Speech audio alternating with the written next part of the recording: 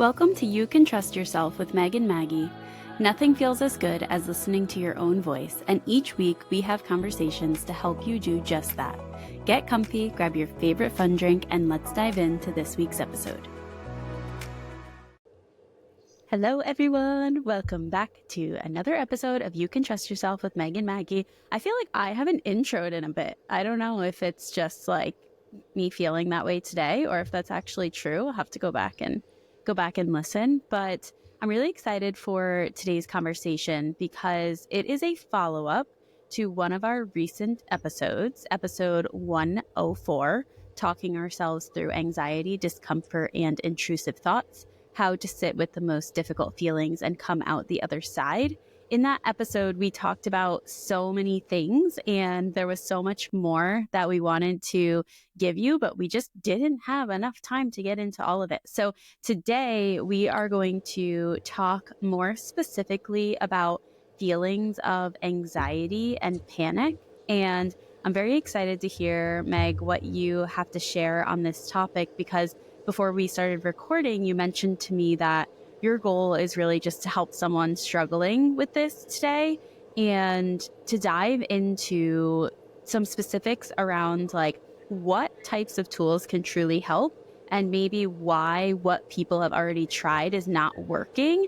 And I feel like that is going to be so powerful because, first of all, a lot of people struggle with anxiety and different types of panic and whatnot. And we tried a lot of stuff and a lot of it does not work for us for whatever reason. And that can leave us feeling really hopeless and alone, right? So I'm very excited to dive into this because it will hopefully help one person. Hopefully that person is you.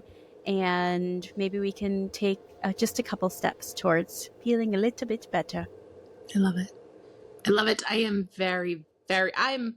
I say I'm always excited for the episodes because I am. Like, I get juiced, to come and do them. But this one, I'm like, this is my Super Bowl. I've been waiting for this. I've been preparing for this for so many years. And I went through a lot of dark times to get to this place.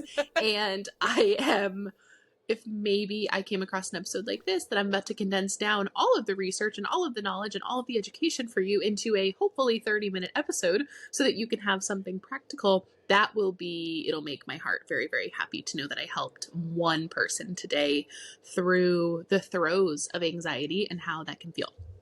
Before we get into that, I want to also set the stage, but I first have to talk about how the fact that we are our brand colors right now, Maggie. I love it. You are blue. Okay. I am yellow. We have yellow flowers. I have pink nails. We are all the pastels. Even my Spindrift can. This is not an ad, but please, Spindrift, you're the only seltzer I really love, so come talk to me. I love the lemon one. Blue, yellow, we are just like a garden right now. Look at my strawberry mug. For those of you watching on YouTube, I know you can see me pointing everything out, but the strawberry mug is so cute. I can't handle it. We're getting spring vibes going over here to move through winter. Okay, I want to start by talking first a little bit about how I used to view anxiety. And I want to hear more, Maggie, about your experience with it, because I think a lot of people are going to relate to your experience in a lot of ways, at least in some capacity. And so I want to kind of like set the stage of how this can really look in everybody's lives. But first, I want to make a confession. If we were fancy editors, I would have them pour in like a confession sound. Yeah, I'm not doing that, sorry. But we're not that fancy and we are not doing that. So just pretend that we had a cool sound effect of like confession time with Meg. I remember being in my original master's program, which was to be a school psychologist. I remember being in a high school setting as an intern, having very high levels of anxiety, but not being conscious of the fact that I have them. Okay? So I was let's put it this way. Anxiety was so ingrained in me that it didn't even feel like anxiety. It was just how I lived. Right? Therefore, I remember being in my internship and high school students would come down to the office while I was an intern and they would be saying, I'm experiencing panic attacks, I have anxiety, all these things. And I have so much guilt still to this day of feeling like this. But I remember thinking to myself, well, you're going to have to wait because I have suicidal clients right now. And I never said that to them, of course, right? But I remember that was my mentality. I was like, I have students, and I'm also not saying that, like, students. Also, I probably should have given a trigger wording. I'm so sorry. Maybe we can add someone in the intro, but I know that word can be hard sometimes. To me, it's like second language being in the field, but also I'm not really sorry because we should be able to just use that word and not feel things around it because I need help in the conversation. Anyways, I remember feeling like anxiety was secondary to my students who were experiencing suicidal thoughts, which practically at a crisis level, it is. It still is that, right? Like I would treat a more crisis case like that. However, by having that mentality, I diminished anxiety and the effects of how it can feel on individuals. So it wasn't until I started having intense seasons of anxiety and panic attacks that I realized, oh, they also were like, it's extreme. It can feel extreme.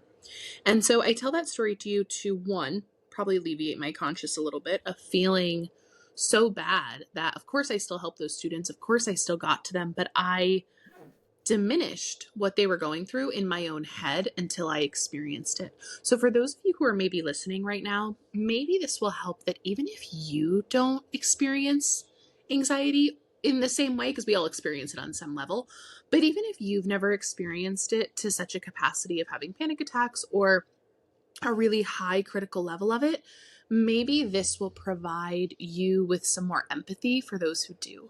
Because I know for me, it provided me with more empathy that I didn't have at first because I just viewed it as, oh, it's anxiety. Because the word is so used, it's become more normalized and it can take away from the experience of what many are experiencing. So I think this may be a perfect time, Maggie, for you to give us as much as you're willing to of yourself, of those times that you described last episode in college in particular, whatever season you want to bring us into, of what anxiety felt like in your body and your own experience with how it like interwoven its way into your life. I think the first thing to recognize, which goes back to what you were just saying about the empathy part and how it's easy to be like, oh, those people have anxiety. I don't have that. Well, let me tell you what, you have it too. You might just not know whether it's a very high level or not, right? And for me, where it started was that I didn't know that I was experiencing anxiety. And I think a lot of people either can relate to that because they now realize that they didn't know and now they do know, or if you feel like you don't, then maybe this is just my ask for you to be curious, right? That's all I ask, is that you listen and you be curious. When I was in high school, I didn't know that anxiety was what I was experiencing. I didn't have a word for it. And I also didn't know that anything abnormal was happening, if that makes sense, right? It was like a part of my lived experience. And so I didn't have any frame of reference of the fact that maybe I didn't have to feel that way all the time.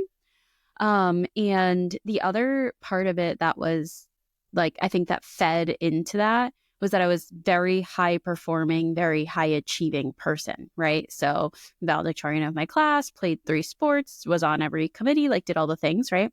And so there was no reason for anyone to assume that I was experiencing anything abnormal in my brain, right? And so therefore, there was also no reason for me to assume that anything that I was experiencing was abnormal, right? I'm like, well, I'm getting all of the results, so this must just be the way that it is, right? And for me, I didn't start to even explore an issue until it manifested into physical pain, physical chest pains, right? When I started experiencing physical pain, that was when I started to take action because I was hurting. Like physically, I was hurting. I couldn't run. I was like just constantly having pain in my chest. And years later, as I explained on the last episode, I learned that it was mostly anxiety based, right? I was experiencing anxiety and it was so intense that it was leading to physical symptoms. And I was able to subside the physical symptoms through some intervention like acupuncture, right? But it didn't fully go away until I was able to do the physical side in combination with having the mental skills to manage that type of thinking, right? And what was going on inside my brain. So it was a combination of the two of them that allowed me to, I'll say, like, be free of the chest pain, right? Chest pain like that is not something that I experience anymore, even though I still have anxious thoughts from time to time. So it doesn't manifest in that way anymore. But at that time, it did. And that was what led me into trying to figure out what was wrong, right? And I think that that is a lot of people's experience where we don't recognize that we are having anxious thoughts until something bigger happens, right? I also was experiencing panic attacks, and I do still experience panic attacks from time to time, but they are all exercise induced. So it's like a combination of I'm experiencing a lot of anxiety, and then I put myself into an exercise situation where my heart rate is now elevated through exercise, and then the panic attack happens. And so I do still experience that from time to time, but I've gotten a lot better about being able to recognize it and like what to do in that situation, right? But when I was younger, I didn't have any tools. I remember being two instances in particular. One was during a basketball game. I think I was a sophomore in high school. And in the middle of the game, all of a sudden, I just like couldn't breathe, right? I just couldn't breathe. I was having excruciating pain. And one of the coaches, who was like an assistant coach for our team, took me to the locker room. Like I like was like, I need a sub. Like I cannot like, function. And took me back into the locker room and just sat with me and like sat with me on the bench. And I remember like breathing into a towel, like just she was essentially trying to help me just recognize that I could breathe. Right. And that was a really mind blowing experience because I was like, what is happening to me right now? Like I can't play, but like I'm not hurt. Like nothing happened. Like I don't understand what's going on. And that was the first one. And then I remember my senior year of high school in a soccer game, same thing, like middle of the game, I'm like having a panic attack, can't breathe, wheezing, but I'm still like running up and down the field. And I'm just like, I can remember the dialogue in my brain of being like, what is happening right now? And why do I have no control over it? And I think that that for me is the part that was the most confusing, was that my body was doing something that I felt like I had no control over. Hmm. There are so many places we could go right now, and I'm trying my best to like I'm finding myself just wanting to be here with you. I'm probably going more into like I can't help it, but like therapist in training mode, like this is what I'm good at, is just being here with you and Now listening. So I break could it down, just Meg.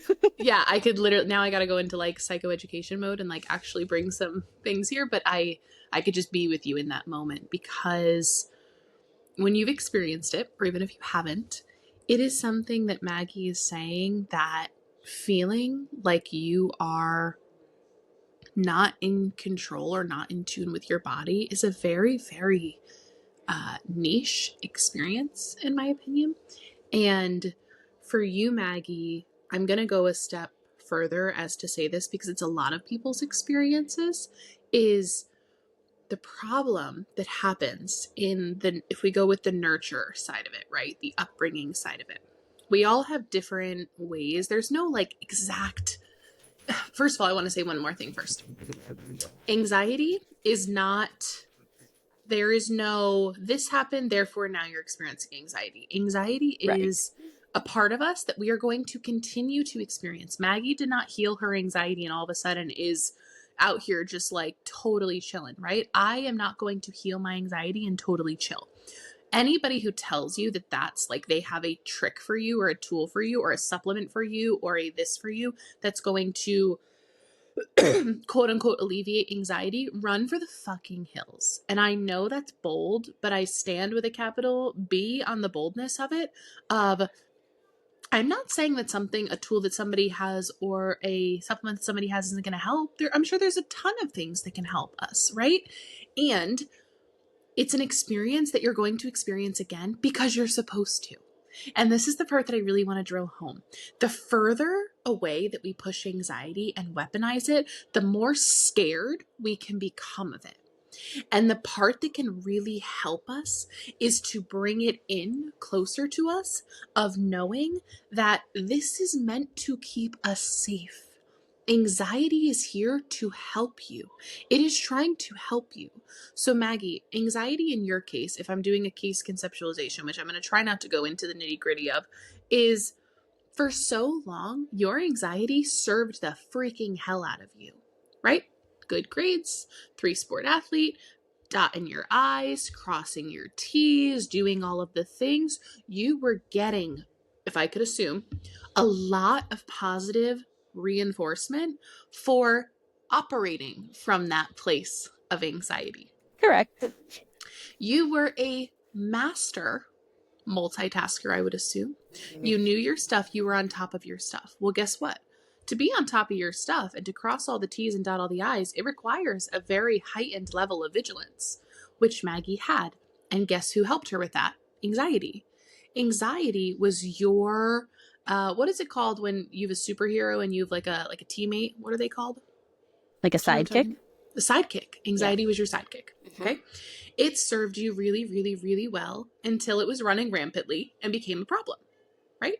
So low levels, sometimes medium levels, sometimes high levels, depending on the situation. Anxiety is not the enemy here, right? That's what I really want to drill home today, is that anxiety, when we weaponize it and, treat it as like this, oh my God, please get away from me, I never want you again. What's happening is we're getting stuck in this fearful place.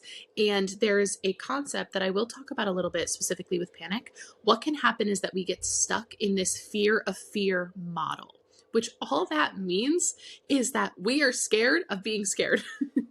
We are scared of the fear. So when we make anxiety this bad thing that's coming in and is going to really harm us, even though I know from the bottom of my heart that it feels like that, we have to start to change our language around it, right? One other thing that I want to say before we get into some more of the practicals, it's very easy to say, oh, it's anxiety. Oh, it's anxiety. And a lot of times it probably is, right? Anxiety can be super physical. It can contribute to a lot of things. The experience of anxiety does a lot of things with our bodies. However, what I always, always, always encourage my clients to do is to go and get a medical evaluation, get checked out, get an EKG. I'm never going to have a client come in like, if it was Maggie, for example, and she's like, I'm having chest pains. It's easy to be like, oh, it's probably anxiety. And in a lot of ways, it probably could be, right? Just like Maggie's. However, I'm not going to take that chance, and neither should you. We all need to make sure that we are getting individualized care for what is going on. So I just have to say that as like a one liability purposes of like, please, if you have physical things going on or any of the following, like regular routine checkups with your healthcare team is really, really, really important. So I just want to start there. And then to move more into it, Maggie, I'm wondering, what do you think would be most beneficial for our listeners? Do you think that me focusing more on the language around anxiety or panic specifically first would be more beneficial? I think let's go into the language around anxiety and then we can go into panic because I feel like it's like the next step, Mm-hmm. you know? Yeah. Mm-hmm. So I'm trying to do my best because I don't want to just be talking the whole time. I want to have the conversation with Maggie too. But we also kind of did it where it was like a Meg prep this episode vibe. So You're good. Um, Go. for anxiety, one of the biggest things that can help us, like I said, is shifting our language around it. This is a simple, free way to just get the ball rolling. Okay. You don't need to do anything fancy. You don't need to go buy anything fancy. This is just a simple way to start to switch some of our beliefs around anxiety. So switching our language from this demonizing place of being so scared of it, I want you to start to switch some of your language to, okay, anxiety is here to help me. It's trying to keep me safe. What I'll have a lot of clients do is draw their anxiety. So they'll draw a lot of times a very dark cloud, if you will, is a lot of times what people will draw. I've seen monsters, I've seen demons, I've seen mainly scary figures of sorts, right? What we'll do is we'll go from that place because I understand that it feels like that. believe me, right? But we're trying to switch into a different place. So if you can pretend that anxiety is here to keep you safe, now draw it. Then I usually get, people will usually draw like a little figure, like a little monster creature. It's still a monster, but now it's like a cute monster. It's still a son of a bitch, but at least it's like a cute son of a bitch. Like now it's like a little troll or something, you know, like Yes. It goes from like this scary evil monster to like this kind of cute, but like still don't really love you monster. And that shift can just be kind of the first step in having a little bit more of a way of bringing anxiety closer to us, right? It is a part of us. The next part that I'm going to say is recognizing the levels that we are in is really, really, really hard to do.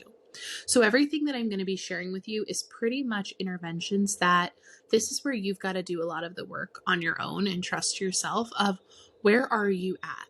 I was in a place where I was having panic attacks all the time, daily, multiple times a day. I was fully stuck in what I described the fear of fear model. It was just constantly being on edge of having another panic attack. Because if you have had a panic attack, you know how incredibly terrifying they can feel and be. Therefore, what happens is we kind of get afraid of having them again, which keeps us at this higher level of anxiety. So, what I want to, going along with the language part of like what Maggie said with anxiety, I want you to picture anxiety as like a kind of like a thermometer here. So, like, if any of you are watching on YouTube, I highly recommend for this episode because I'm going to do a lot of things with my hands. If you can picture like this is our anxiety thermometer, if you will, let's say, I'm never going to say 0. We're never going to be totally absent of anxiety, nor should we be. We're going to go 1 to 10, right? 1 being pretty low levels, chilling. You're probably in a safe place that like doesn't require a lot of vigilance, right? Maybe you're in your home, hopefully, things like that. 10 is like, whoa, I'm on alert. I am, walking in the woods late at night and I feel like there's bears around, whatever it may be, right? That's our levels of anxiety. What can happen is that if we're living at an 8, 9, 10, it's super easy to go above the thermometer into panic mode, right? Because our nervous systems now are kind of shot. So you'll hear a lot of people talking about like nervous system regulation. People have other theories on it, There's beautiful things there. All it really means is that your system has been like almost in overdrive mode for so long that it has a hard time distinguishing what can be perceived as whoa, whoa, whoa, brain, I need your attention versus everyday life. There is a beautiful, I'm going to have, I'll send it to Maggie and she'll link it in the show notes. I believe her name is Burke. I believe it's Dr. Burke. Based out of California, she does a phenomenal job of explaining that the problem with that level is that what happens when the quote unquote bear is your parent coming home every night, right? What happens if the bear is your experience in school every day? It's very easy sometimes with our experiences to get stuck at these more critical levels of anxiety because we're in a vigilant state. And so I say all of that to say that I hope that brings you some comfort that like a lot of times it's not our fault necessarily. Our brains are just trying to keep us safe, but they're at a critical level, which makes it really easy to bump into panic mode very often. it's making me think, have you seen those videos on social media where people are like, my brain doesn't know the difference between my brain doesn't know the difference between like my manager asking to talk and like being chased down by a bear, or like, introducing myself to a new team and being chased down by a bear, something like that. And it's making me think of that because that is the result of living in that state for too long, right? And so what you're saying is that the reason why we're in that state for too long, especially when I personally feel like when we're younger, when we have less control of what's going on in our surroundings, that might not be our fault and we might not have a lot of influence over how that works, right? But what we do have is the ability, as we continue to learn and grow, to do the work to recognize that that is different from where we are right now. And that's what you're Mhm. saying. And that's why like the therapy can be so beautiful and using all of these tools, because we don't want to be in a state where we are, you know, in our workplace where there's like zero threat. Someone just wants to like discuss it, something that you did. And now we're freaking out, right? Like our body is freaking out. We're in full on panic mode about something that doesn't require panic, right? And Mm. so this is why it's so powerful to like learn these tools, because then we need to be able to differentiate better. When is that panic actually helpful, right? Like when do I need to be at that high level of alert and when do I not? And how do I get my body to relax in those moments when I don't need it? Mm. And that is a concept, Maggie, that I want to kind of bridge over from the anxiety into panic mode, because this is the really, really, really important part. And this is the part that a lot of us, unfortunately, even when we're super well meaning, we get wrong. And it's not, I never come on here and say like, this is the right way, because I'm all about like, everybody find what works for you. And I still believe that. And there is a very big gap in our system, and I only know this because I had to go and find this for myself, of panic attacks and anxiety. There's like this space in between that's really, really important to talk about. And I want to stay here for a second, because the thing is that everything I'm going to tell you about the anxiety section is a little bit different than what I'm going to tell you about the panic section. Okay. And this gap in between is extremely important. What Maggie's saying of bringing down our levels is beautiful. Okay. There's nothing wrong with lowering those anxiety levels on a daily basis. Take panic out of it. Okay. So your environment, do you live in a hostile environment? Is somebody demanding your vigilance? That's a problem, most likely, right? It's going to keep you in a heightened state. Are you in a living situation that's not safe and you are afraid?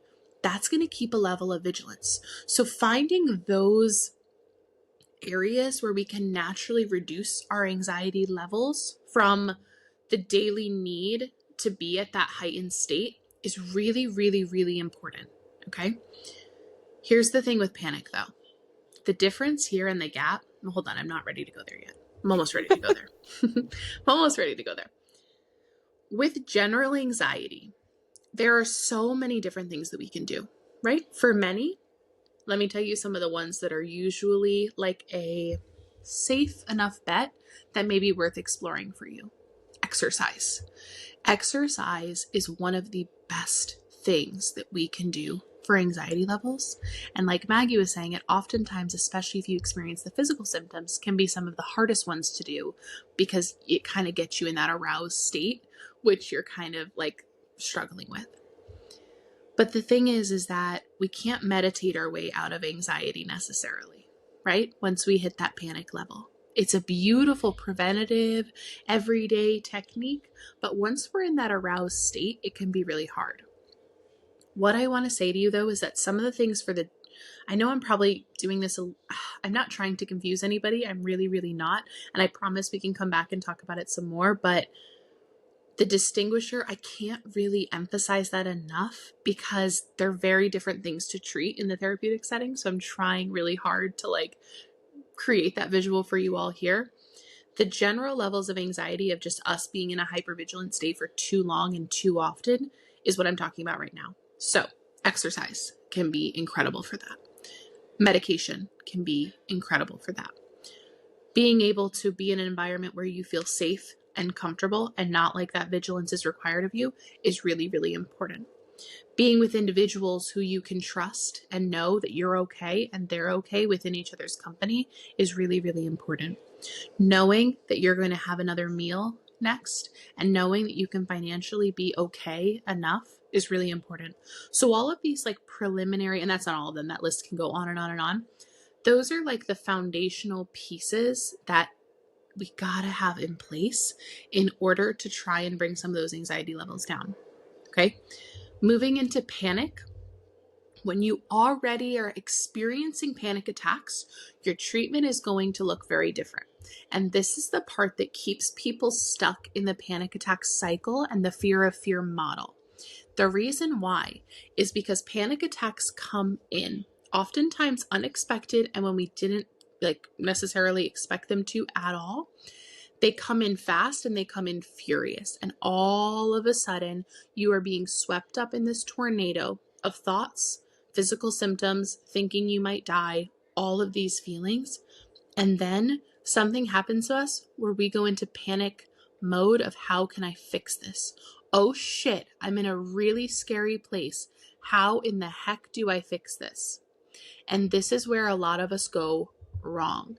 And I want to talk about that a little bit, Maggie, but I want you to have it, like, I want you to reflect on what I just shared, because I feel bad. I feel like I'm doing I hope it's coming across clear, everybody. I shouldn't feel bad, but I'm so passionate about this that I feel like I'm stumbling on it a little bit. So I want to go into the panic in a second.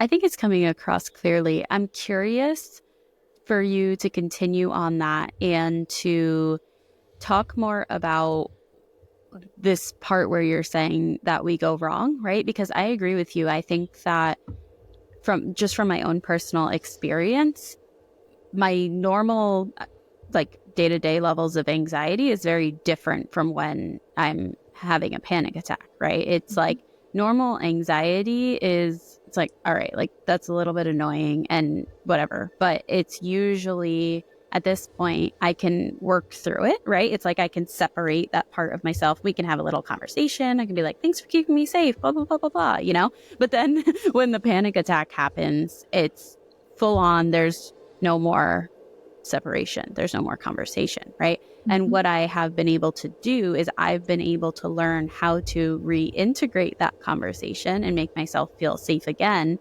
right? And not go into fear of it never ending or anything like that. And that's what helps me get through them. But I'm curious why you feel like people go wrong when they get into that situation and what makes it different and like what things they should be looking out for. Thank you for reflecting that back, and thank you for making me feel better that I'm not butchering this topic. There's so much I want to say, and I'm trying to do it in a very concise way, and that feels really hard. So yes, I want to answer that for you. So just one more time, those general levels of anxiety, we're trying to lower them, right? Through many different modalities: therapy, medication, exercise, balanced meals, blah, blah, blah, blah, blah. You name it. Let's get our regular everyday anxiety levels to a more neutral, not so demanding need of ours, right? Panic, though, is very different, because this is where, in my opinion, and this is my opinion through education, I promise, a very educated point of view, but still my opinion, it comes into a place where now we're not really in like our conscious mind at this point. And for any of you who've experienced a panic attack, you're like, yeah, all that stuff kind of goes out the window. And what happens is we panic about the panic attack. That's so common, where we all, not all of us, a lot of us go into panic mode of, oh my gosh, what do I do? Let me try and start breathing. Oh God. Okay. I heard, ice, like showers are good. Like cold showers are really good for panic attacks. Let me run into the shower. Okay. I've heard lavender. Okay. Let me grab some lavender oil. Let me smell that until, I can basically like inhale it through my body. I've heard that meditation is good. Quick, let me find a meditation on YouTube to hurry up and bring me back down. Or oh God, okay, I need some water. I'm going to pass out. Da-da-da. You can hear the panic in me describing the panic. And these are all really well-intentioned things that we're trying to do to make ourselves feel better. So nobody feel bad about doing them. Okay. And if any of those, I bet there's a couple of you who are like, oh, well, it worked for me. Okay, beautiful. Beautiful. Again, beautiful. And for those of you that didn't, there's a reason why it didn't, or there's a reason why they kept coming back, or you keep experiencing them more often. And the reason is really simple. It's more of like a neuroscience perspective, but it's really just that all of that panicking of hurrying up and getting all of this stuff for ourselves is reinforcing to our minds that, oh shit, that experience I just had is really important. Please be on the lookout for it, mind. So it's this really weird counterintuitive way of saying, when you're already at the panicked level, the best thing to do, and please forgive me, and I'm sure there's some other clinicians who have differing opinions, but this is mine and through my research and my education, the best thing to do is nothing. Nothing. Let me say that one more time. The best thing to do for a panic attack is nothing. And that is the hardest thing in the entire world to do when you were experiencing a panic attack. And those of you who are listening who are like, wow, Meg, like F you, like you want me to just feel like this and do nothing? Yes. And that took me so long to understand. And the reason why I want you to understand that is because we want our brains to remember that this is a state and we don't have to do anything about it. Now, granted that you've already been checked out medically, remember? You know that your chest pains are linked to this. You know that you're not having other things going on, right? That is really first and foremost, of course, from a medical perspective. But once you know that it's panic attacks occurring, I want you to do nothing. And that, go ahead, Maggie. I was going to say that that is what has helped me the most. And the piece of education that has helped me the most around it, I'm not sure how, like, if this is exactly related or not, but it has helped me, is learning that most emotions last about 90 seconds in our body if we actually let them be, right? So when we start trying to fight them and change them, that's when they stick around for a lot longer because we didn't go through the full cycle of experiencing it. And that has really helped me because it has given me just a little piece of information that says, like, this too shall pass, right? And the more that I remember the first time that I was like, okay, we're going to do nothing. That was so scary. It was so scary because you're in this moment and you're like, but what if it never ends? And what if I don't do anything about it? And if I don't do anything about it and then it never ends, I'm just going to be like this forever. And then I'm going to be like this forever. And then, and you're like, so maybe I should start doing something about it right now because what if doing something about it is what's going to, and then you can, like you're saying, you go into this fear. And the first time is really scary, but then it ends. And then the next time it happens, you're able to say, oh yeah, I did this before and it ended, so I will be okay. And then the next time it happens, you say, oh yeah, I've experienced this before. I will be okay. I will be okay. I will be okay, right? And I use that with a lot of different types of emotions, whether it's a panic attack or something else, that I'm very like information based, like having data and info really helps me understand things and allows me to let them be. And that is one that really helped me in this because as you experienced, and as you explained about me before, anxiety has been my sidekick of doing things, right? Anxiety is my we do things thing. And so to look at anxiety and say, we don't do things has been very contradictory and very challenging. It's a learning curve. Yes. And it's one that took me so long because I was like, what that, it's the opposite of who I am, which in some ways many clinicians would be like, ding, ding, ding. Exactly. The nothingness, the surrenderingness is probably what needed to happen more in the beginning as well. So when we get into that panic state, it's really, really important because what can happen is that if we start engaging in whatever it is, oh my gosh, you name it, I tried it, right? And a lot of clinicians will tell you to do different things. And for some people, it may work. I'm not saying that maybe holding an ice cube in your hand really does help you and it recenters you. Beautiful. It's not the science that I necessarily believe in. It wasn't my experience. It's not what I see with a lot of clients and research. However, there's always room for other things.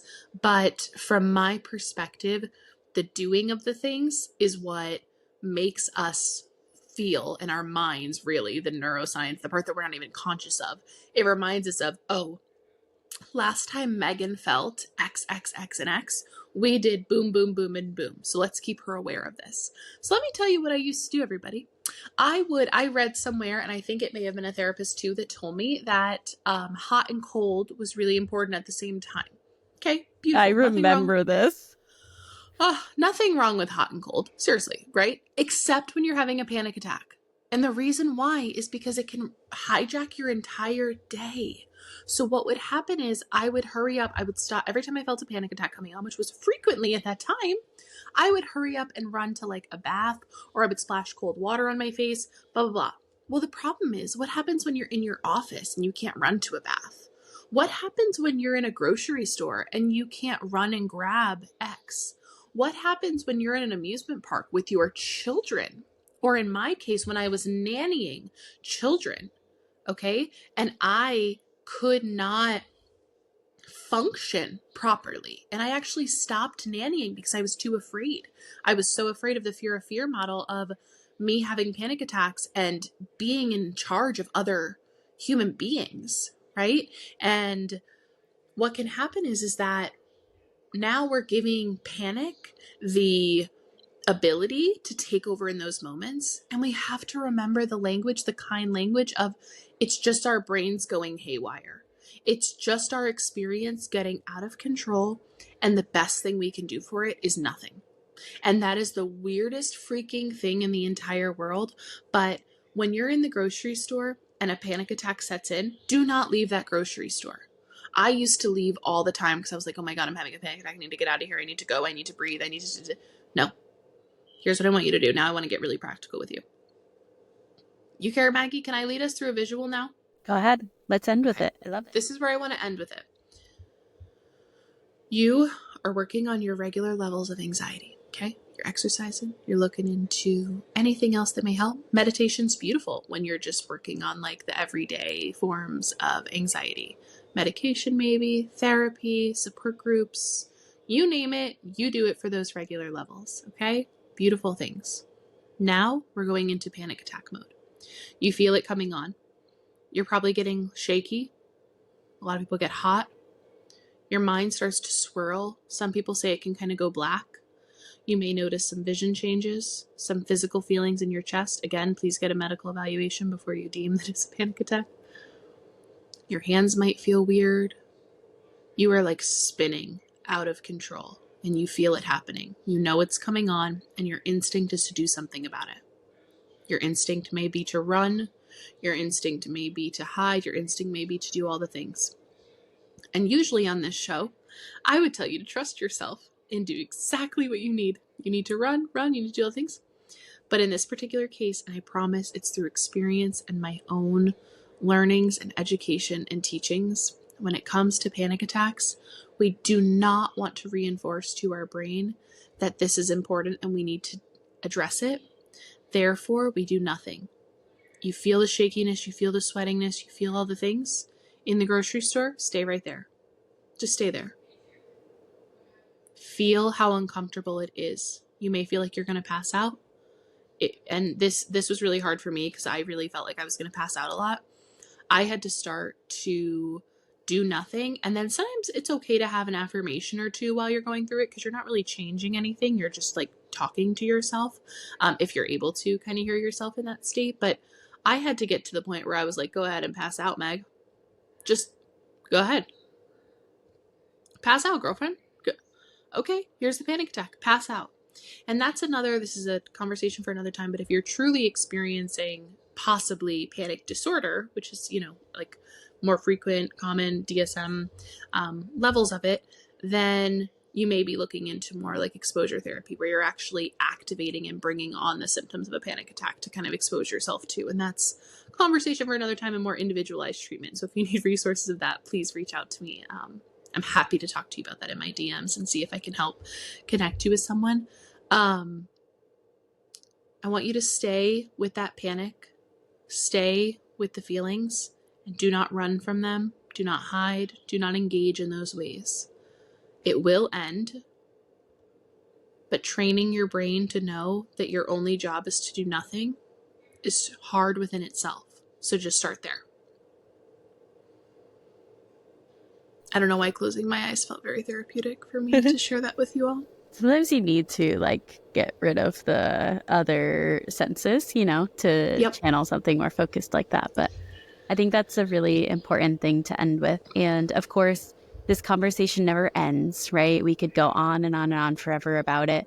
But I think that you did a great job, Meg, of explaining differences between anxiety and panic and really giving some practical things on what we can do and not to to help us get through it, because that's if we're experiencing that, that's all we all want, right? Is to make it a little bit better. So thank you for sharing that. It was very valuable. And if you found this valuable, please let us know. Send us a message on social media or leave a comment on the podcast, because we want to know what types of episodes you guys find valuable. So if you really like this and you liked the deep dive into the science and the practicality, let us know so we can bring some more to you. Thank you, guys. We will see you next week. Bye. Thank you for joining us on another episode of You Can Trust Yourself with Meg and Maggie.